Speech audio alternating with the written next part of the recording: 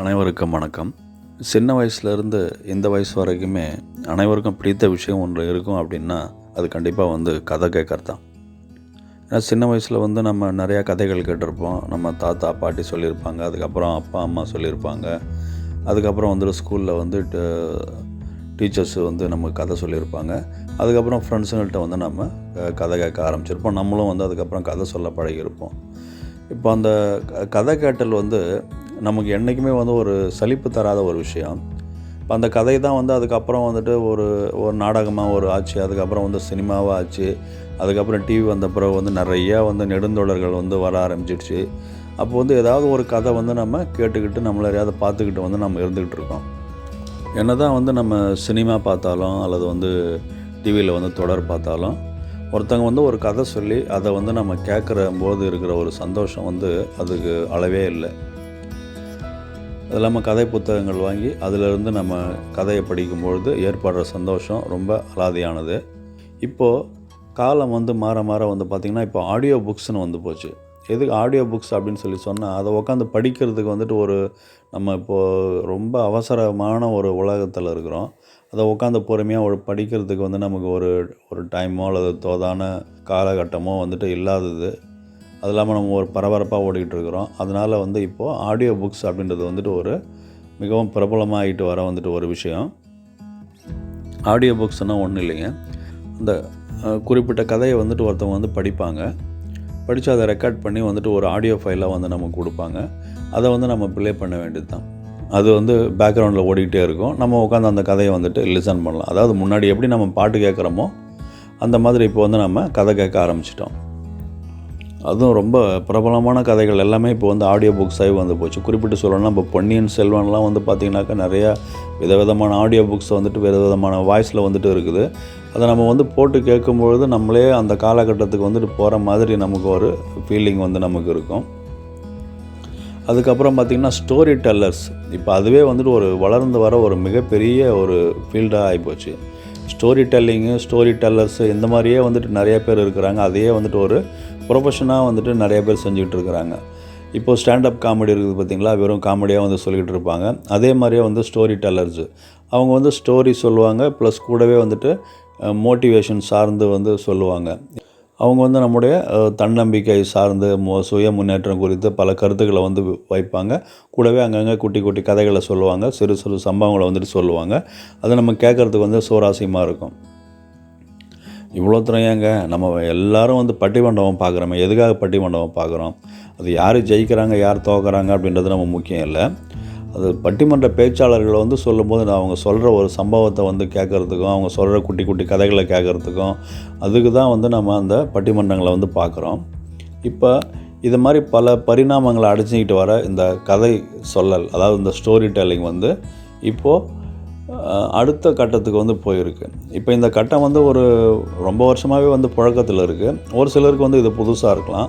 இப்போ அந்த மாதிரி ஒரு சிலர் அது என்ன அப்படின்னு தெரிஞ்சுக்கணுன்னாக்கா நம்ம இந்த இதை பார்த்தா புரிஞ்சிடும்.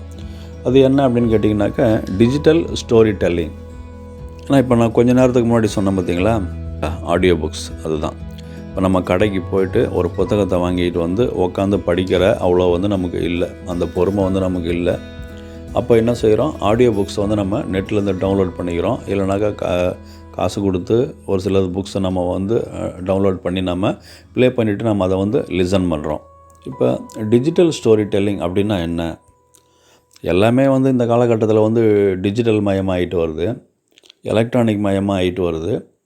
இப்போ பாஸுன்றான், இ பாஸுன்றான், மெயிலுன்றான், இமெயிலுன்றான், கரன்சின்றான், கரன்சின்றான். அந்த மாதிரி எல்லாமே ஒரு எலக்ட்ரானிக் யுகத்தில் எல்லாமே மாறிக்கிட்டு இருக்குது. அந்த மாதிரி இப்போ டிஜிட்டல் ஸ்டோரி டெல்லிங் அப்படின்றது இது ஒன்றும் இல்லை, சாதாரண ஸ்டோரி டெல்லிங் தான். சாதாரண ஒரு கதை தான். கூட இப்போ கதை சொல்கிறாங்க பெரியவங்க நம்ம கதை சொல்கிறாங்க அப்படின்னா நம்ம ஜஸ்ட் நம்ம காதால் நம்ம அதை கேட்டுக்கிட்டு இருப்போம். இப்போ இதில் என்ன செய்கிறாங்க, டிஜிட்டல் ஸ்டோரி டெல்லிங்கில் கூட கொஞ்சம் விஷுவல்ஸ் ஆட் பண்ணுறாங்க. அதுக்கப்புறம் கூட கொஞ்சம் மியூசிக் ஆட் பண்ணுறாங்க. இது எல்லாத்தையுமே கலந்து சுவாரஸ்யமாக சொல்கிற ஒரு விஷயம் தான் டிஜிட்டல் ஸ்டோரி டெல்லிங். இப்போ சாதாரணமாக ஒரு பூனை இருட்டில் பதுங்கி வந்துச்சு அப்படின்னு சொல்கிறதுக்கும், இப்போ அதையே ஒரு பூனை வந்து மெதுவாக பதுங்கி மெதுவாக வர ஒரு வீடியோவை போட்டுட்டு அதுக்கு பின்னாடி ஒரு பூனை மெதுவாக பதுங்கி நடந்து வந்தது அப்படின்னு சொல்லும்பொழுது நமக்கு இன்னும் கொஞ்சம் அதை பார்க்குறதுக்கு சுவாரஸ்யமாக இருக்கும். இப்போ கூடவே மியாவ் மியாவ் அப்படின்னு ஒரு கத்துற சவுண்டு வந்து கூட ஆட் பண்ணிட்டோன்னு வச்சுங்களேன்.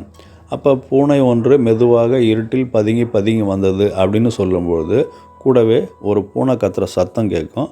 ப்ளஸ்ஸு ஒரு பூனை வந்துட்டு ஒரு மெதுவாக பதுங்கி நடந்து வர்ற மாதிரி ஒரு சீன் வரும். இப்போ இது நமக்கு பார்க்குறதுக்கு ப்ளஸ் கேட்குறதுக்கு ரெண்டுக்குமே ரொம்ப சுவாரஸ்யமாக இருக்கும். இதுதான் ஒரு டிஜிட்டல் ஸ்டோரி டெல்லிங் அப்படின்றது. இது எல்லாருக்கும் தெரிஞ்ச ஒரு விஷயந்தான். ஏன்னா இப்போ நம்ம சின்ன குழந்தைகள்லாம் வந்து நர்சரி ரைம் வந்து சொல்லுவாங்க. ஒரு காலகட்டத்தில் வந்து நர்சரி ரைம் வந்து நம்ம பாட்டாக சொல்லிகிட்டு இருந்தோம். அதுக்கப்புறம் அதையே வந்து நம்ம சிடியில் வந்து வாங்கி கொடுத்தோம். அதுக்கப்புறம் அடுத்த காலகட்டத்தில் இருக்கிறவங்க என்ன செஞ்சாங்க, அதை வந்து குழந்தைங்களுக்கு வந்து டேப் ரெக்கார்டரில் வந்து ப்ளே பண்ணுவாங்க, இல்லைனா சிடி பிளேயில் ப்ளே பண்ணுவாங்க. அது பேக்ரவுண்டில் ஓடிக்கிட்டு இருக்கும். குழந்தைங்க வந்து அதை கேட்டு ரசிப்பாங்க.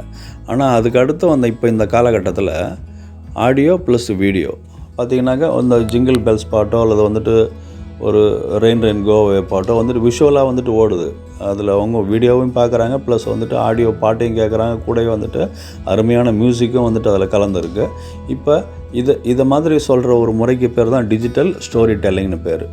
இப்போ இந்த மாதிரி டிஜிட்டல் ஸ்டோரி டெல்லிங் பண்ணுறது வந்து ரொம்ப ஈஸியான ஒரு விஷயம்.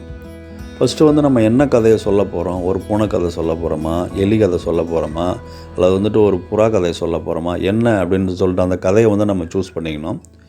அதுக்கப்புறம் அடுத்தது ரெண்டாவது என்ன செய்யணும், அது தொடர்பான பிக்சர்ஸு ப்ளஸ் வீடியோஸ் வந்து நம்ம என்ன பண்ணணும், நெட்லேருந்து டவுன்லோட் பண்ணணும். இப்போ நெட்லேருந்து டவுன்லோட் பண்ணும்போது நம்ம கொஞ்சம் கேர்ஃபுல்லாக இருக்கணும். இதெல்லாம் வந்து காப்பிரைட்டு ப்ராப்ளம் வராத வந்து படங்களும் வீடியோக்களும் பார்த்து நம்ம டவுன்லோட் பண்ணணும். இப்போது அது எந்த கதையோட ஓட்டத்துக்கு தகுந்த மாதிரி எந்தெந்த மியூசிக் வந்து கூட ஆட் பண்ணலாம், சின்ன ஆடியோ ஃபைல்ஸ் வந்து நம்ம பின்னாடி பேக்ரவுண்டில் ஆட் பண்ணலாம் அப்படின்னு பார்த்து அதை வந்து நம்ம டவுன்லோட் பண்ணணும். அதை டவுன்லோட் பண்ணும்போது நம்ம ரொம்ப கேர்ஃபுல்லாக இருக்கணும். நம்ம ராயல்ட்டி ஃப்ரீயோ அல்லது காப்பிரைட் இஷ்யூஸோ நமக்கு வராத மாதிரி பார்த்து நம்ம அதை டவுன்லோட் பண்ணிக்கணும். ரைட்டு, ஃபஸ்ட்டு கதை என்னன்னு நம்ம முடிவு பண்ணியாச்சு. அதுக்கு தேவையான விஷுவல்ஸு, பிக்சர்ஸு, வீடியோஸ் வந்து நம்ம டவுன்லோட் பண்ணியாச்சு. அடுத்தது பேக்ரவுண்ட் மியூசிக் தேவையான ஃபைல்ஸை வந்து நம்ம கலெக்ட் பண்ணியாச்சு. அடுத்தது முக்கியமானது, இப்போ நம்மளே வந்துட்டு நானே நல்லா சொல்லுவேன் அப்படின்னு சொன்னால் நானே சொல்லலாம். இல்லை அப்படின்னாக்கா நம்ம வீட்டில் வந்துட்டு பாட்டி சொன்னாக்கா நல்லாயிருக்கும் அப்படின்னு சொன்னால் பாட்டியை வந்து நம்ம சொல்ல வச்சு நம்ம ரெக்கார்ட் பண்ணிக்கலாம். இல்லை அந்த என் பொண்ணு வந்து சொன்னால் நல்லாயிருக்கும், இல்லைனா என் பையன் வந்து சொன்னால் நல்லாயிருக்கும் அப்படின்னு நம்ம நினச்சாக்க அவங்கள நம்ம கதையை சொல்ல வச்சு நம்ம அதை ரெக்கார்ட் பண்ணிக்கலாம். இப்போ நம்ம கையில் வந்து அந்த கதைக்கான ஆடியோ ஃபைல் முழுசாக இருக்குது. அது தொடர்பான வீடியோ ப்ளஸ்ஸு ஃபோட்டோஸு நம்ம கையில் இருக்குது. அதுக்கப்புறம் நம்ம பின்னணியில் கொஞ்சம் சேர்க்க வேண்டிய ஆடியோ ஃபைல்ஸ், அதாவது மியூசிக் ஃபைல்ஸ் இருக்குது. இப்போ இதை மூணுத்தையும் கலந்து ஒரு தகுந்த சாஃப்ட்வேரை கொண்டு எல்லாத்தையும் கம்பைல் பண்ணி இறுதியாக வந்துட்டு நம்ம ப்ளே பண்ணி பார்த்தாக்க அந்த ஒரு அருமையான டிஜிட்டல் ஸ்டோரி வந்து நமக்கு ரெடியாக இருக்கும். அப்போ டிஜிட்டல் ஸ்டோரி டெல்லிங் அப்படின்றது ரொம்ப ஈஸியான ஒரு விஷயம், எளிமையான ஒரு விஷயம், எல்லாருமே செய்யக்கூடியது. அதே நேரம் சிறுவர்கள், பள்ளிக்கூட மாணவர்கள், குழந்தைகள், சில நேரம் பெரியவர்கள் கூட விரும்பி பார்க்குற ஒரு விஷயம். அதனால் இந்த மாதிரி டிஜிட்டல் ஸ்டோரி டெல்லிங் பண்ணணும்னு ஆர்வம் இருக்கிறவங்க இந்த முறையை வந்துட்டு நான் பின்பற்றினா ரொம்ப எளிதாக ஒரு டிஜிட்டல் ஸ்டோரியை வந்து நம்மளால் க்ரியேட் பண்ண முடியும்.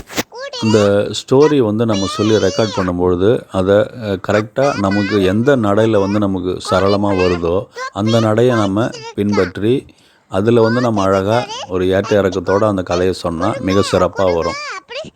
இப்போ இதில் வந்து நம்ம இன்னொருத்தவங்களை வந்து இமிட்டேட் பண்ணியோ அல்லது அவங்கள மாதிரி நம்ம ட்ரை பண்ணுவோம், அல்லது வந்து அழகாக தூய தமிழில் சொல்லி நம்ம முயற்சி பண்ணுவோம், இல்லைனா இவங்கள பேசுகிறாங்களே அந்த மாதிரி வந்து நம்ம பண்ணுவோம் அப்படின்னு நம்ம முயற்சியில் வந்து நமக்கு ஈடுபடவே கூடாது. நமக்கு எதில் சொல்லும்போது நமக்கு அழகாக சுவாரஸ்யமாக நமக்கு சொல்ல வருதோ அதே மாதிரி நம்ம அழகாக சொல்லி ரெக்கார்ட் பண்ணாக்க கொஞ்சம் இயல்பாக வந்துட்டு கதை இருக்கும், அதே நேரம் சுவாரஸ்யமாகவும் வந்துட்டு இருக்கும்.